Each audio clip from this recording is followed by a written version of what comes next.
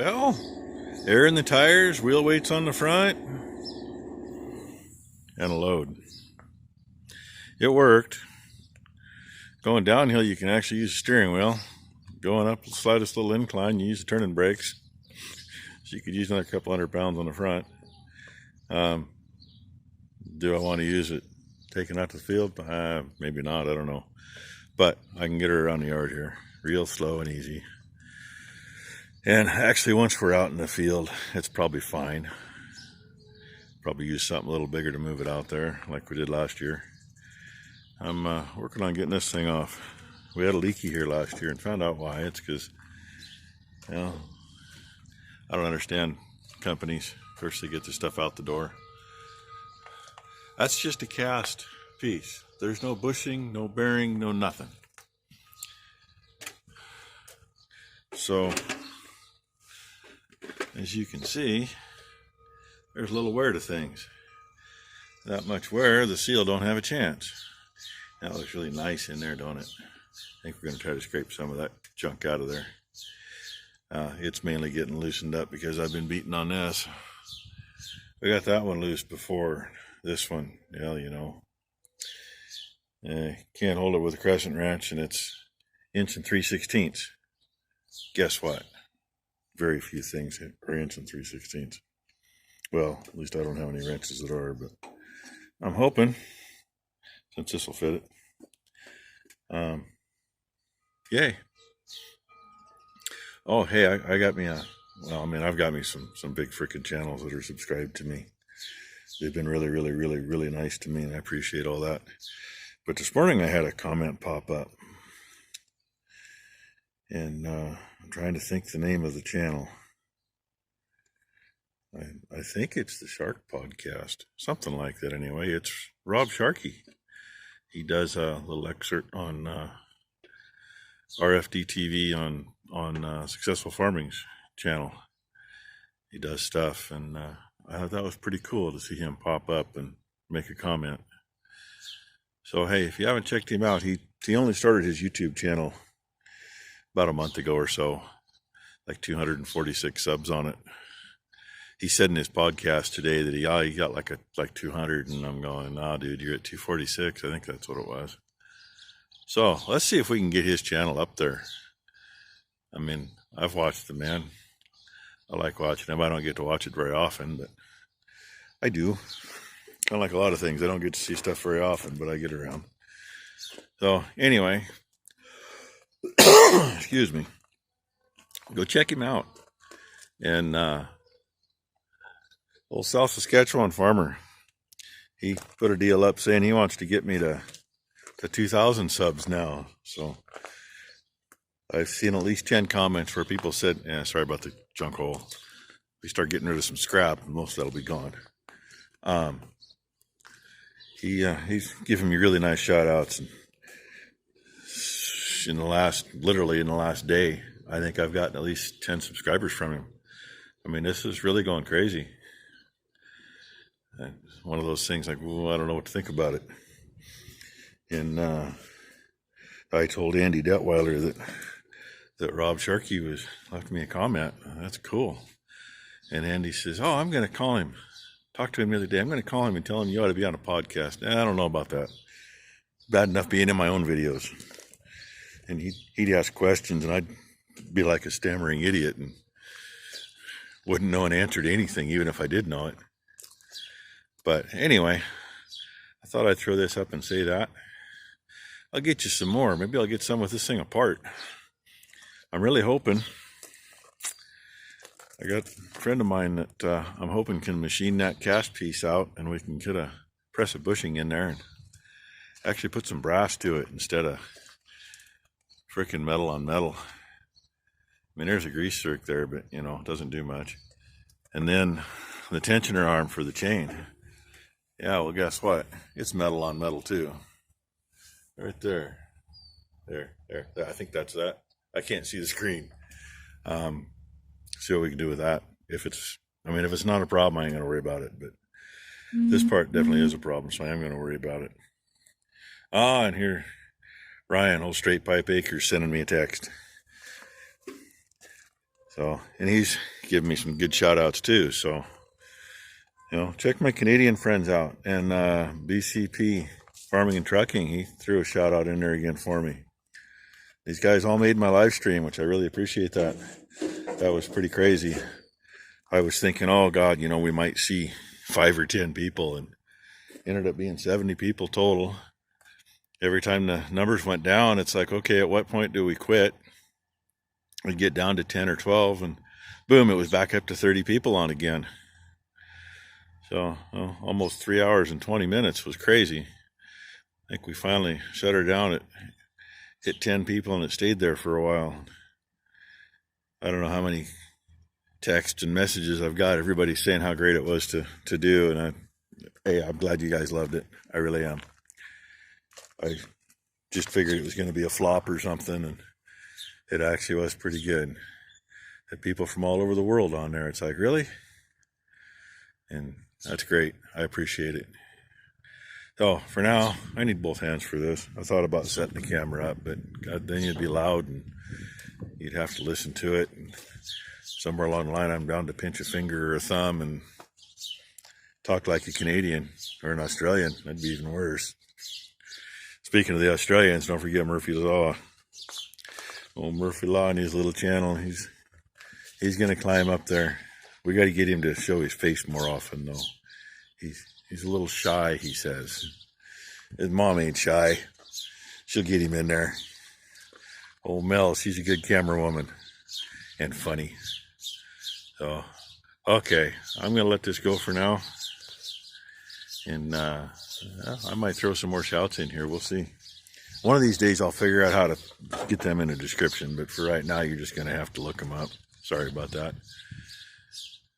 Well, let's call it leverage. The board's protecting the machine, and I'm using the forks and the pry bar. And I got it up. I can't lift it, but I can do it this way. I can't move because the machine will creep and sets it right back down. So if number 2's coming out, I'm going to have her pull that housing off, set those 2 boards up there. Then I'm going to set her down and probably throw a strap around it. And the 1 bolt, we never got out of that before. I had the 1-inch impact on it for about 10 minutes. Never budged it. Then it got cut out. Yay. By the way, that 1-inch impact is Ingersoll Rand titanium. That's over 1,400 foot-pounds, and it wouldn't do it. Apparently it doesn't want to move. Look at that look. It's been about 2 minutes now working that sucker and pulling on it. As worn as it is, I'm surprised, but it's worn, so God only knows. Yeah, lighting's wrong. I know. Heard some noise out here today. Saw some stuff going on. They mowed around all those new fences we just did. Guy out there mowing, I don't know, little 60 or 80 horse Kubota with a, 6 or 8 foot mower on it. I swear to God he was going to blow that tractor up. I watched that thing. Hell, it was smoking worse than our John Deere 4010, and it's got like 20,000 hours on it and never been tore down. That's why she smokes. Oh, Mom made a phone call and talked to the lady that the one sister that lives down there, and she was surprised when all of a sudden she had a yard full of people, and they said, "Oh, well, we're going to mow around all those fences because we're taking them out." Well, they haven't paid us for that stuff yet. That was promised here, 3-4 months ago, that they were going to pay us for all our fences because they insisted that we did not take them out. So, Mom made another phone call to the sister that whose husband kind of runs everything there to ask what's going to happen with those fences. If you're taking them out, what are you going to do? Are you going to take the stuff out nicely and roll the wire up and do it right and bring it back to us since you haven't paid for anything yet? Or are you going to destroy it? We have no clue yet. Because, just like everything else with the current generation we've had to deal with, They don't return phone calls. They don't return emails. You know, just makes for a pain in the butt. Oh, and then said husband, who is kind of in charge of everything, he turned around 3 times at the end of our driveway today, and he pulls in with a pickup with nothing in the back of it, slams it in reverse, and tears the hell out of the driveway. I so want to just knock off a couple 12-gauge rounds at him and let it tinkle on the roof of his pickup and make him think about it, but I did not. That might be something that comes up. I don't know. We'll see. In the meantime, now we've got 3 different sets of frickin' trenches in the top of the driveway that I have to go deal with. But anyway, figured I'd throw this on the end of the video. It's Tuesday evening, 6:30, the 19th of May. Actually, it wasn't too bad of a day. It rained up on top of the hill up there most of the day. Didn't do anything here other than a couple sprinkles. Actually, I guess it did. It got everything just wet once. About 5 minutes worth. But, if we get all our fence material back and it's not all screwed up when it comes back, I guess then they don't owe us anything. But if we don't get it back, I've got receipts for all of it. And for the stuff we paid to have put in, I got receipts that say where that fence was.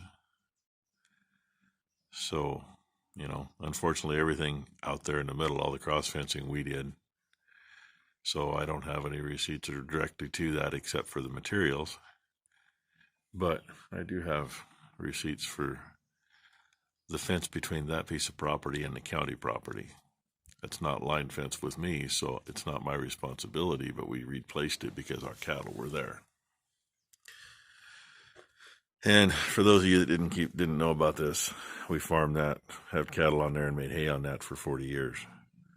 And the current generation of the family that owns it has been a pain in the butt to deal with. And 7 months after having a meeting with them, where they said we had it for the foreseeable future, as in the foreseeable years, they changed their mind in January and said, get your stuff off our property, which literally took me 4 full weeks. We had gravel out here where we were feeding cattle behind our shop, because literally the property line is 3 feet the other side of that wall. I'm standing right next to it, so.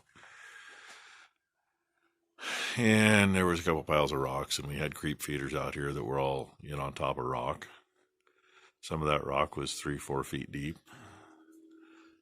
It took time to get it out of there. Plus, we had equipment in the buildings down the road that, it's equipment that the only place we ever stored it was down there. We've never had room here to store it. So now where we would normally have hay is equipment. I got nowhere else to put it under a roof. And around this country, you don't leave stuff out. Combines and swathers, that kind of stuff. You leave it out and it doesn't hold up well. Tractors and tillage equipment end up staying out except for the grain drill and the fertilizer buggy and the sprayer. They stay in. But anyway, that's just a quick update on that.